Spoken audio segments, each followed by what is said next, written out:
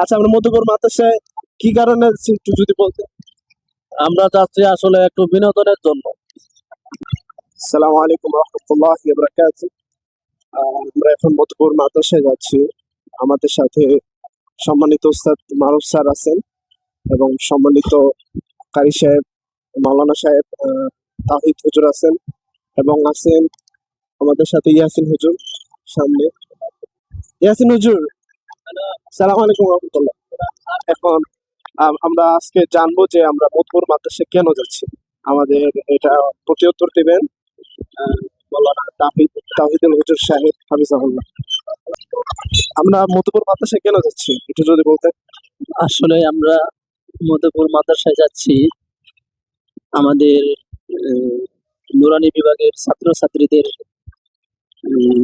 কিভাবে পড়াশোনা করাইলে তারা সামনে আগাইতে পারবে, তাদের পড়ালেখার মান উন্নত হবে, তাদের পড়ালেখা করানোর যে কৌশল সিস্টেম ওই সম্পর্কে আজকে মধুপুর মাদ্রাসায় ঢাকা থেকে বিজ্ঞ ওলামায়ে কেরাম আসবেন।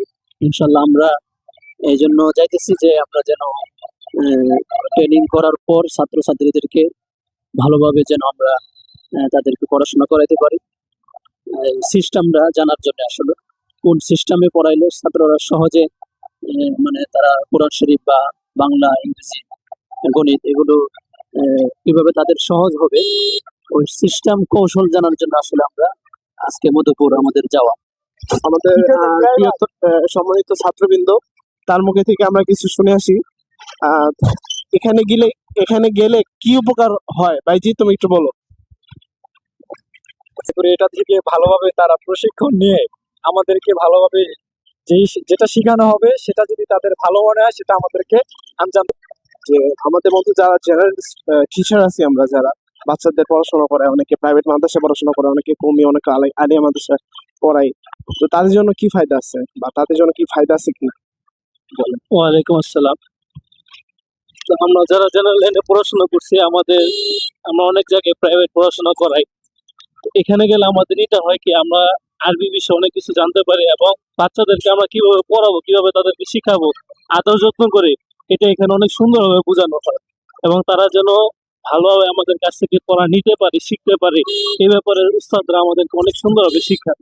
আমরা যারা জেনারেল লাইনে পড়াশোনা করি আমরা যদি এখানে যাই আমাদের নিজের অনেক ফায়দা হবে। এমন বিষয় আছে যেটা আমরা জানি না, আরবি বিষয় হোক কিংবা বাংলা হোক ইংরেজি হোক, এখানে উস্তাদরা আমাদেরকে অনেক সুন্দরভাবে শিখায় দেয়। ইনশাআল্লাহ আমরা যারা জেনারেল লাইনে আছে আমরা এখানে ইনশাআল্লাহ প্রত্যেকে যাওয়ার জন্য চেষ্টা করবো ইনশাআল্লাহ।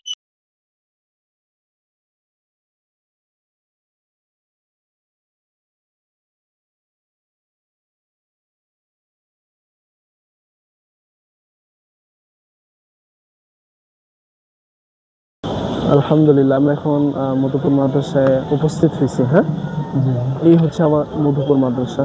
মধুপুর মাদ্রাসা ওখানে এই সাইডটা নুরানি ট্রেনিং দেয়, আর এই পাশে হচ্ছে মাদ্রাসার ভবন, এই পাশেও মাদ্রাসার ভবন। হুজুর, কেমন অনুভূতি হচ্ছে আপনার, কেমন লাগতেছে?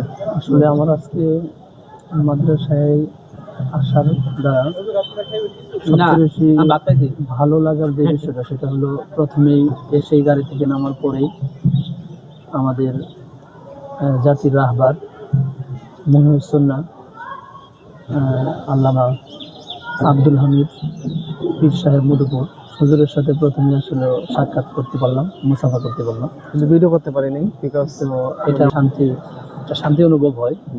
কারণ এটা হাজারো ওলামায়ে কেরামের এই মাদ্রাসা থেকে তারা ইসলামী শিক্ষায় পাণ্ডিত্য অর্জন করেছেন।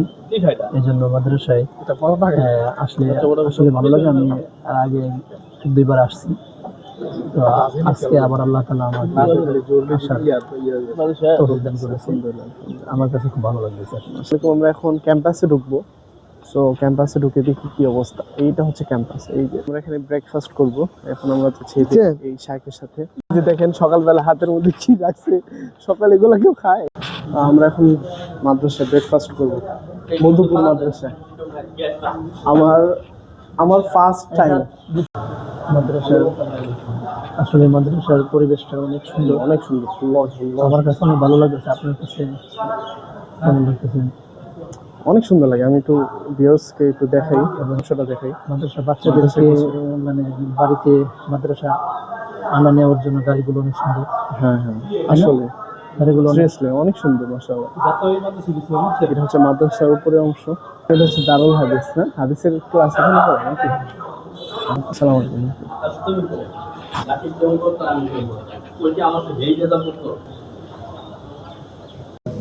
আমি দেখছেন কত কত কিতাব, মজা এগুলো সব লয়ে যাই আমি, কারণ আমার কিতাব খুব ভালো লাগে। মাদ্রাসায় পড়লে এগুলো হয়তো পড়তে হতো। মাশাআল্লাহ, বারাকাল্লাহ ফিক। দেখছেন কত মোটা মোটা কিতাব, কত বড় বড় কিতাব, লম্বা লম্বা কিতাব। আল্লাহু আকবার কাবীর। এগুলো কিন্তু অনেক বড় বড়, মোবাইলে হয়তো ছোট দেখাচ্ছে, কিন্তু অনেক বড় বড় কিতাব এগুলো। ছোট কিতাব দেখাই দেখে বুঝতে পারেন, এই যে ছোট কিতাব আর এই যে বড় কিতাব ডাবল। হ্যাঁ, অনেক বড় কিতাব অনেক। আলহামদুলিল্লাহ, আমাদের এখন ব্রেকফাস্ট শেষ হয়েছে। আমরা যারা দাওরা দিবেন তাদের সাথে খানা খাইলাম। হাই স্কুলে না, কালী কিশোরে। ইনশাআল্লাহ তো আমাদের ইনশাআল্লাহ ক্লাস হচ্ছিল। বাইরে পান খাই চা খাই গে। চলুন বাইরে গিয়ে একটু বাইরে হলে চা পান খাই গে। চা পান খাবেন? আমি পান খাই না, চাও খাই না। চা খাই না।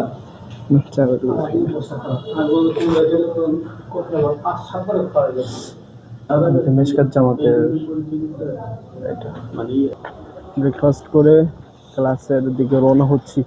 ক্লাস কোন ক্লাস?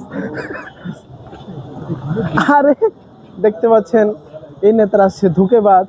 এরা বলছে কি সকাল আসবে ফজরের পরে, আর এখন এই যে ফজরের পর এখন কে আপনি এখানে কেন আসছেন? আমরা এখানে হাওয়া করতে চিন্তা মামা থেকে ঘুরে গিয়ে ফুটবল নিয়ে আমরা এখন ব্রেকফাস্ট করলাম না।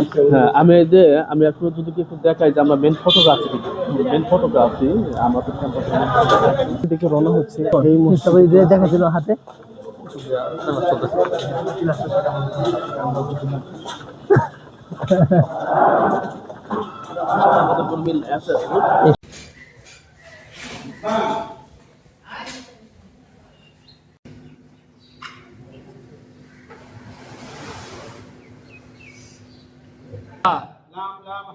লাম লাম হা লিল্লাহি।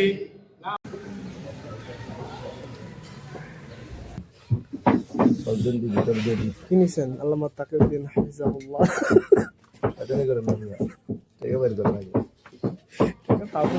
সিনিয়র সিনিয়র আর জুনিয়র নাই, বড় লোক আপনি।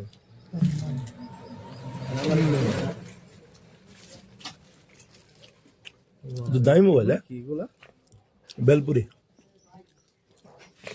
ওয়াও, কিছু লেখার নাই যে ইয়ের মালতির মধ্যে বেলপুরি দেখাইছে, কিন্তু এত নরম সফট হয় না, একটু শক্ত শক্ত। মজা হয়ে গেছে মালায়া করছি।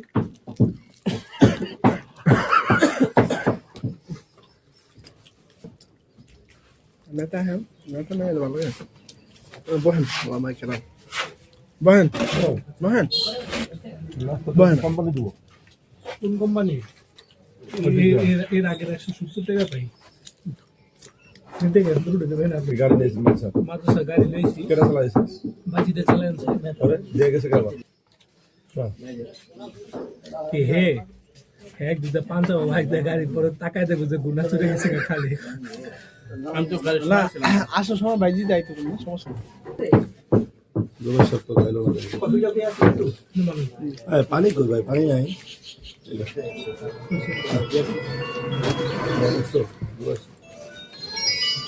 আমার চেয়ারটা খেয়ে নেই, ওই যে পানি দিছি। খান খান আমার পেট বলছে না জানি, আমারটা দিয়ে দাও।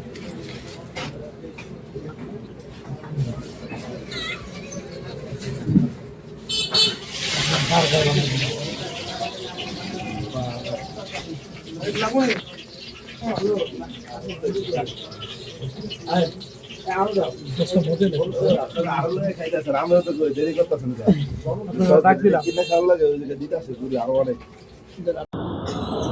আসসালামু আলাইকুম রহমতুল্লাহ বরকাত। আমরা আসছি মধুপুর মাদ্রাসায়। অত্র মাদ্রাসায় আমরা নুরানি প্রশিক্ষণ যে একটা কালিকলাম আছে ওইটা শিখতে আসছি। তো আলহামদুলিল্লাহ আমরা আমাদের মাদ্রাসা থেকে পাঁচজন শিক্ষক এসেছি। আমরা কিছুক্ষণ পরে চলে যাব ইনশাল্লাহ। তো আল্লাহ রাসূল সাল্লাল্লাহু আলাইহি ওয়াসাল্লাম বলছে তলাবুল ইলমি ফারিদাতুন আলা কুল্লি মুসলিমিন। এখানে বয়স কোনো ফ্যাক্ট নয়। আপনাকে অবশ্যই ইলম অর্জন করতে হবে, অবশ্যই দ্বীনি শিক্ষা অর্জন করতে হবে। বিকজ আপনি এই দুনিয়াতে আসছেন হচ্ছে আল্লাহ সুবহানাহু ওয়া তাআলা আপনাকে পাঠাইছেন এর জন্য। এখন আপনি যদি ইলম না অর্জন করেন, আল্লাহ সুবহানাহু ওয়া তাআলা কী বলছেন, নবী সাল্লাল্লাহু আলাইহি ওয়াসাল্লাম কী বলছেন, আখিরাতে কিভাবে আমরা জান্নাতে হতে পারবো বা জাহান্নাম থেকে বেঁচে থাকতে পারবো, এটা কিভাবে, তারপর দুনিয়া পরিচালনা থেকে শুরু করে রাজনীতি, তারপর হচ্ছে বাবা মার সাথে ব্যবহার, শিক্ষার্থীদের পড়াশোনা থেকে শুরু করে নিজের এলেম অর্জন করা, সব কিছুতে এলেম দরকার। আপনি একটা কাজ করতেছেন, এই কাজের জন্য এলেম দরকার। মানে মোট কথা হচ্ছে আপনাকে সর্বাবস্থায় এলেম অর্জন করতে হবে।